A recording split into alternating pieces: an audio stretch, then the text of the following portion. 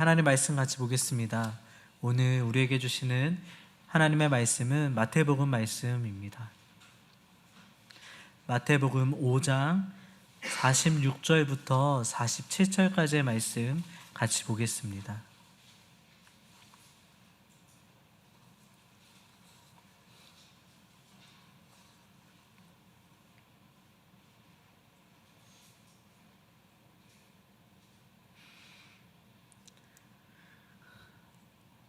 네, 마태복음 5장 46절로 47절까지의 말씀 저희 한 목소리로 같이 읽어보겠습니다. 46절부터 읽겠습니다. 너희가 너희를 사랑하는 자를 사랑하면 무슨 상이 있으리요? 세리도 이같이 아니하느냐? 또 너희가 너희 형제에게만 무난하면 남보다 더 하는 것이 무엇이냐?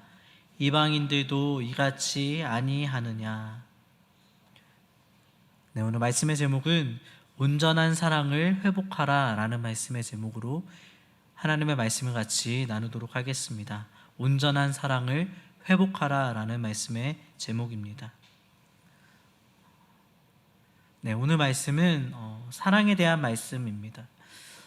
교회에서 이야기하는 것 중에 가장 많은 것 중에 하나가 이 사랑이 아닐까 싶습니다. 근데 문제는 사랑을 우리가 많이 말하면서도 정작 사랑하지 않을 수 있다는 것이고, 혹은 사랑을 한다고 하면서도 그 사랑이 오늘 하나님의 말씀에서 요구하시는 그 사랑과 다를 수 있다라는 것입니다. 그래서 오늘 말씀을 통해서 하나님께서 우리에게 요구하시는 사랑은 무엇인지 오늘 주님의 말씀을 통해서 같이 깨달아 알고, 또 정말 아는 것에서 멈추는 것이 아니라 그 사랑을 행하는 자가 되기 원합니다. 46절을 우리 한번 다시 읽어보겠습니다. 46절입니다. 같이 읽겠습니다. 너희가 너희를 사랑하는 자를 사랑하면 무슨 상이 있으리요? 세리도 이같이 아니하느냐? 예수님께서는 제자들에게 말씀하셨습니다. 너희가 너희를 사랑하는 자를 사랑하면 무슨 상이 있겠느냐?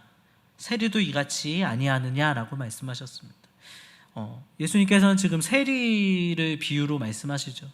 당시 세리는 어떤 사람들이었냐면 로마의 식민 통치 가운데 그 식민 지배를 하고 있는 그 로마에 빌붙어서 이스라엘 백성들에게 세금을 거두어 들이던 사람들이었습니다. 정직하게 세금을 거두어 들었으면 큰 문제가 없었겠으나 세금을 거둬들이는 과정에 이제 폭리를 취하고 이렇게 강제와 강압으로 큰 세금을 징수하였다고 합니다.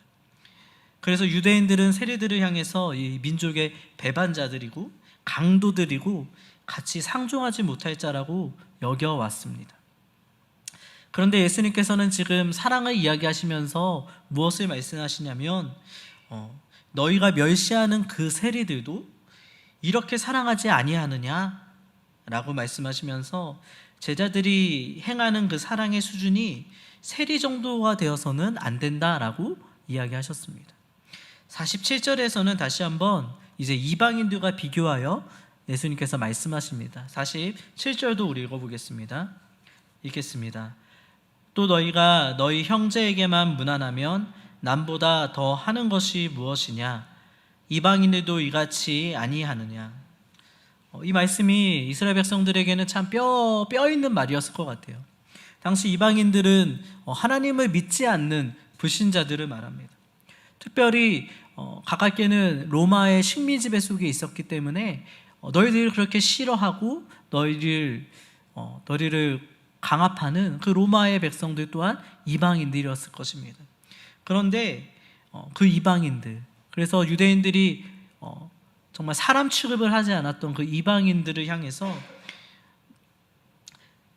너희가 너희 형제에게만 무난하면 이방인들과 다름이 없다라고 이야기하시는 거예요.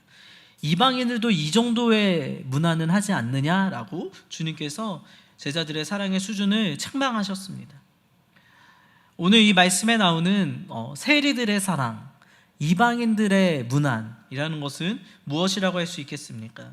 한마디로 말하면 자기를 사랑하는 사람만 사랑하는 것, 그리고 자기 형제들에게만 무난하는 삶을 말합니다. 한마디로 차별적인 사랑을 의미하는 것이죠. 이것이 바로 세상이 사랑하는 방식이라고 할 수 있습니다. 그런데 예수님께서 우리에게 요구하시는 사랑은 그 정도의 사랑을 우리에게 말씀하시는 것이 아닙니다. 주님은 제자들에게 그런 사랑은, 그런 문화는 너희가 경멸하는 세리나 이방인들도 하는 수준이 아니냐라고 제자들에게 말씀하고 계시기 때문에 그렇습니다. 우리는 그래서 우리의 사랑은 어떠한지 돌아봐야 될 것입니다. 우리의 사랑이 혹시는 이방인과 세리의 사랑과 같지 않은지를 돌아봐야 할 것입니다. 이방인과 세리의 사랑이라고 하는 것은 나를 사랑하는 사람만, 그러니까 나에게 잘 대해주는 사람만, 나에게 친절한 사람만, 나에게 호감을 표하는 사람에게만 사랑을 표하고 그런 사람들만 가까이 하는 것, 그런 사람들에게만 친절을 대하는 것. 또 이방인들의 문안법은 무엇입니까? 형제들, 우리 무리들 끼리끼리 모여서 우리 형제, 우리 가족, 우리 공동체, 내가 친한 사람들끼리만 인사하고 사랑을 나누고 교제하는 것을 말할 것입니다.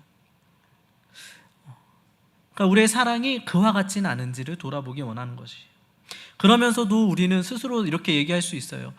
나는 참 사랑이 많은 사람이야. 나는 참 사랑의 삶을 살고 있어. 라며 스스로 참 나는 사랑이 참 많은 것 같아 라고 만족하지는 않은가라는 것이에요. 그런 자들에게 주님은 이렇게 말씀하실 거예요.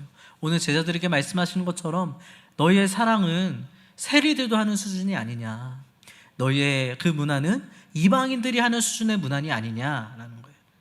예수님께서는 우리에게 그보다 더 큰 사랑을 요구하고 계셔요. 그것이 43절과 44절에 나와 있습니다. 앞선 43절과 44절도 우리 같이 읽어보겠습니다. 마태복음 5장 43절과 44절입니다. 같이 읽겠습니다.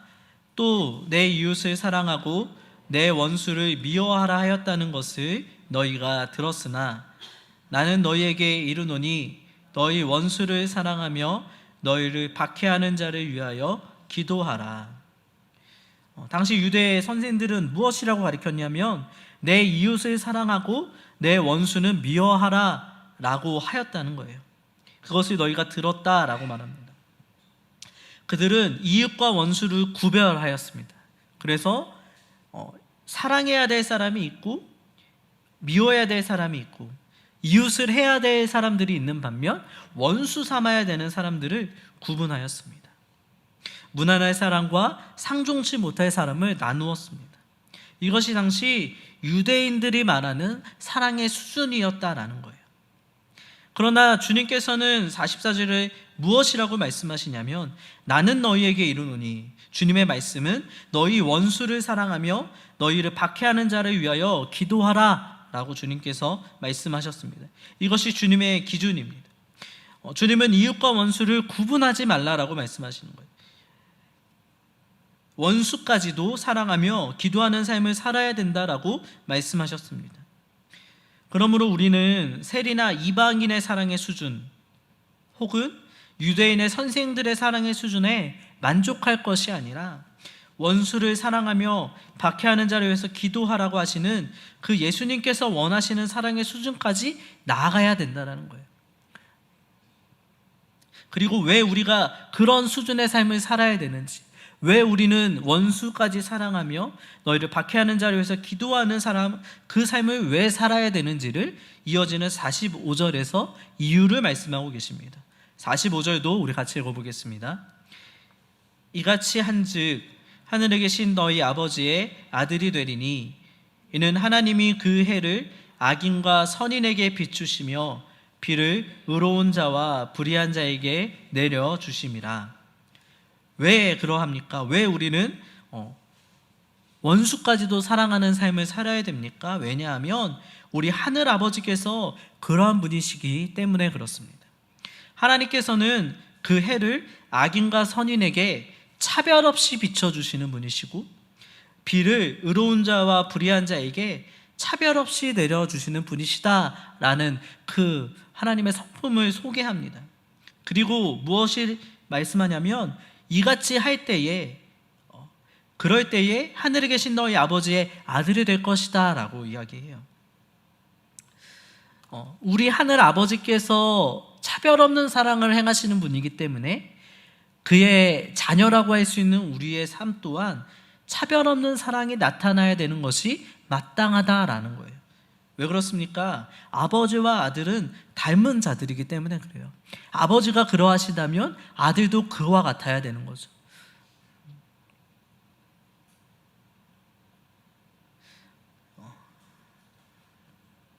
이 오늘 말씀의 요구가 무엇입니까? 너희 원수까지 사랑하는 삶, 원수와 이웃을 구별하지 말고 원수라 할지라도 사랑하며 그들을 용서하고 위에서 기도하는 삶을 살아야 된다라고 말씀하시는 이 말씀의 요구 앞에 우리는 이런 이야기를 할 수 있습니다. 하나님, 어떻게 사람이 원수까지 사랑할 수 있겠습니까? 저 사람이 하는 행동들을 주님 보시지 않았습니까? 주님은 다 보신다고 하시는데 주님, 저 사람이 하는 행동이 과연 옳은 것입니까? 저게 진짜 맞는 행동입니까?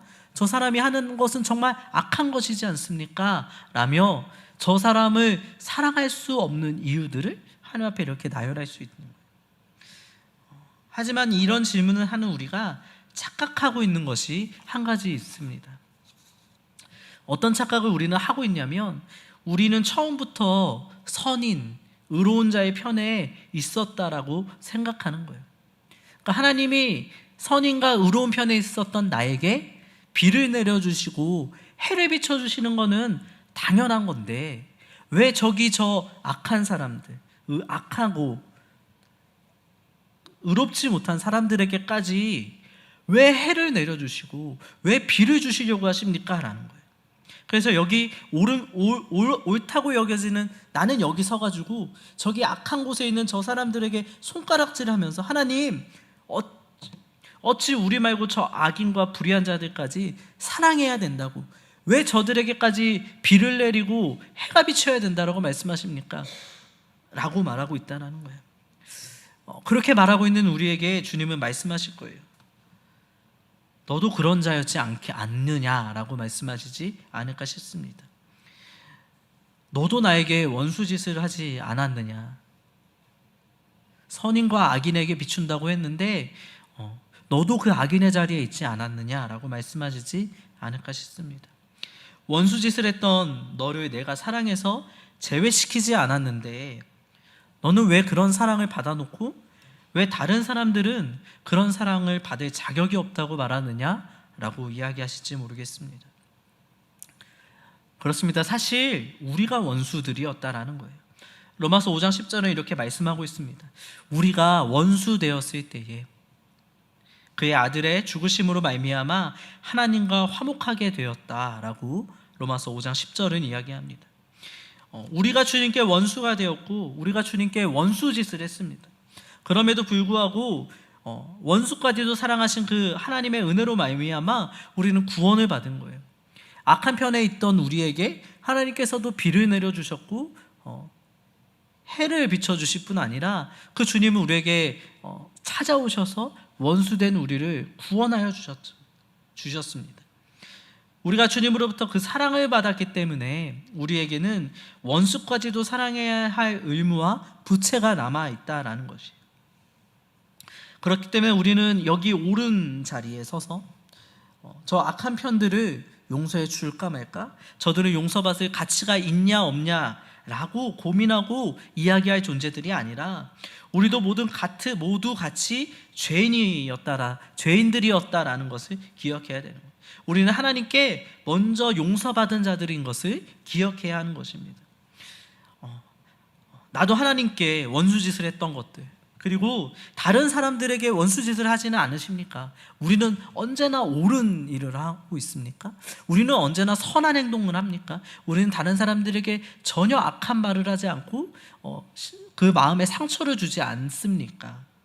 우리도 원수짓을 했던 자들이고 지금도 때로 그렇게 원수짓을 행하는 자들인데 우리는 그렇게 행할 때에 상대방들이 우리를 그냥 받아줬으면 좋겠고 상대방들이 우리를 용서해줬으면 좋겠고 우리를 용납해줬으면 좋겠으면서 우리는 왜 그렇게 원수들을 향해서 선을 딱 그어놓고 너는 사랑받을 자격이 없고 너는 원수 짓을 했기 때문에 다시는 나와 함께 할 수 없다라고 문안조차 하지 않는 삶을 사는 것은 아닌가?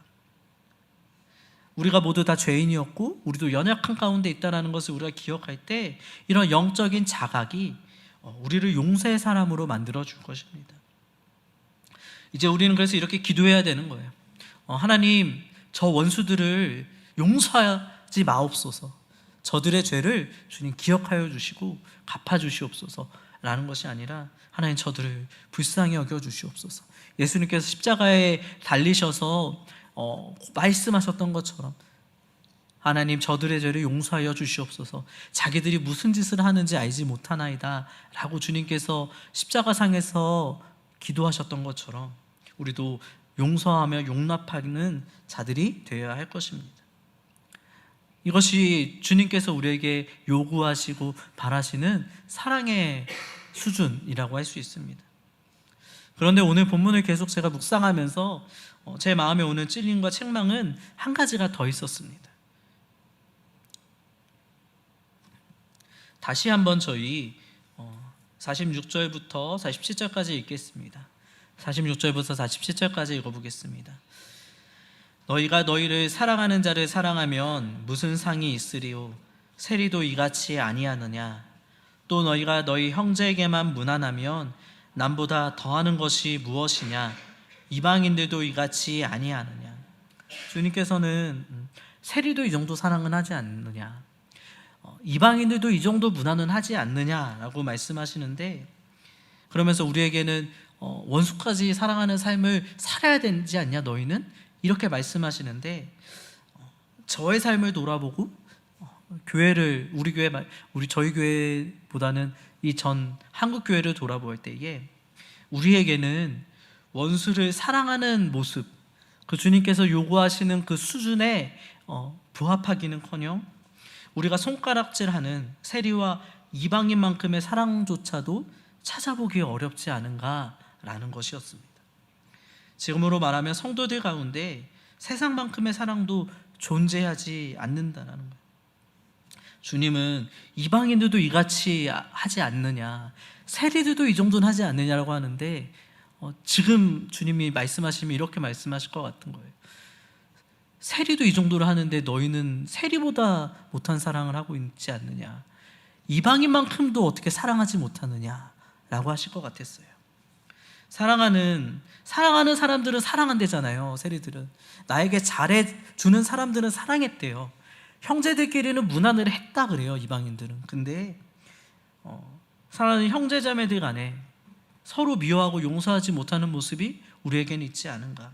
가정과 교회에서까지 서로를 무난하는 것이 아니라 분열하고 반목하고 있지는 않은가. 나는 우파이기 때문에 저 좌파는 다 사라져야 되고, 나는 좌파이기 때문에 저 우파는 없어져야 되고, 나는 누구누구와 친하고 저런 사람들은 좀 불편하다 싶어서 성도들 간에도 편을 가르고 비방하고 판단하기에 바쁘진 않은가. 교회와 가정에서조차 서로를 위한 기도와 용납과 용서가 더 이상 보이지 않는 것은 아닌가라는 현실을 생각해 보게 되었습니다. 우리는 어느샌가 원수까지 사랑하는 교회, 그래서 하나님께서 요구하시는 사랑을 행하는 교회가 되는 것이 아니라 세상 수준의 사랑하면서 사랑 잘하는 교회다라고 만족하는 교회, 혹은 세상 수준의 사랑조차도 하지 않는 교회와 성도가 되어버린 것은 아닌가라는 생각이 들었다는 것입니다. 그래서 우리 스스로에게 지금 물어봤으면 좋겠습니다. 우리가 지금 무난하고 있지 않은 사람은 누구인가? 내가 무난하기 싫어하는 사람은 누구인가? 단순히 무난히 안녕하고 인사하는 수준이 아니잖아요. 사랑의 교제와 친교를 나눈 것이 다 포함된 거잖아요. 공동체로 받아들이고 함께 이야기하는 교제하는 것이 이 무난 안에 들어있을 것입니다. 그런데 우리 안에는 무난하지 않는 사람들, 무난하기 싫은 사람들, 그런 사람이 혹시 있지는 않은가? 지금 우리의 사랑이라고 하는 것은 어디에서 누군가에게 멈춰 있지는 않은가? 주님께서는 원수까지 그 범위를 확장해서 선인과 악인 구별 없이 똑같이 사랑하고 똑같이 대하기를 원하시는데, 우리는 어느 선을 딱 그어놓고 이 정도까지는 내가 사랑하지만 여기서 더 나아가면 더 이상 나는 사랑할 수 없어, 그런 사람은 나는 용서하고 이해할 수 없어 라고 이야기하고 있지는 않은가 라는 것을 돌아보았으면 좋겠습니다. 주님께서는 우리에게 이제 온전한 사랑을 회복하기를 요구하고 계십니다. 오늘 본문인 마태복음 5장 마지막 절인 48절 우리 같이 읽어보겠습니다. 같이 읽겠습니다. 그러므로 하늘에 계신 너희 아버지의 온전하심과 같이 너희도 온전하라. 주님께서는 온전하라 라고 말씀하세요. 우리가 온전하여지기를 원한다 라고 말씀하십니다. 하늘에 계신 너희 아버지의 온전하심이란 무엇이겠습니까? 선인과 악인에게 해를 똑같이 비춰주시고 똑같이 비를 내려주시는 그 온전함을 말하는 거예요. 구별하지 않는 사랑, 차별 없는 사랑의 온전함을 말하는 거예요. 그러니까 어떤 거룩한 경지에 이른 사랑, 그런 완벽한 사랑을 행하라고 하기보다는 이 사랑의 범위에 있어서 온전함을 회복해야 된다라고 말씀하고 계시는 것입니다. 우리가 받은 사랑처럼 원수까지도 사랑하고 그 가운데도 무난하는 온전한 사랑을 회복하기 원한다, 그런 온전함을 너희가 가지기를 원한다 라고 주님께서 말씀하시는 거예요. 오늘 말씀하시는 이 원수를 사랑하는 것이 쉬운 이야기는 아닙니다. 그러나 그런 사람들을 만날 때에, 그런 상황을 맞닥뜨릴 때에 우리가 쉽게 미워하고 쉽게 분노하고 쉽게 마음의 문을 닫기 이전에 우리가 원수짓을 했던 것을 기억해보고, 그리고 그런 우리에게 주님께서 베푸신 사랑을 기억해 볼 때 우리의 사랑 또한 온전하여질 것입니다. 그들을 용서하고 무난하는 손을 내밀 수 있는 용기를 얻게 될 줄 믿습니다. 말씀을 정리하면서 다시 한번 물어보기 원합니다. 우리는 지금 어떠한 사랑을 하고 계십니까? 세상 수준의 사랑을 하면서 나는 사랑을 하고 있다고 생각하고 계시지는 않으십니까? 나는 사랑을 참 많다, 난 사랑이 참 많은 사람이다 라고 혹시 생각하고 계시지 않습니까? 혹시 가족 간에, 성도들 간에 세상보다 못한 사랑을 하고 있지는 않으십니까? 주님은 우리에게 아버지의 자녀로서 마땅한 사랑, 곧 원수까지도 사랑하고 기도하는 온전한 사랑이 나타나기를 기대하고 원하십니다.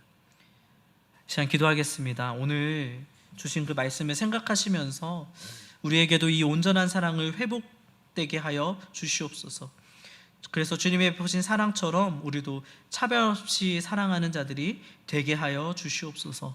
주여 세 번 부르짖고 같이 기도하겠습니다. 주여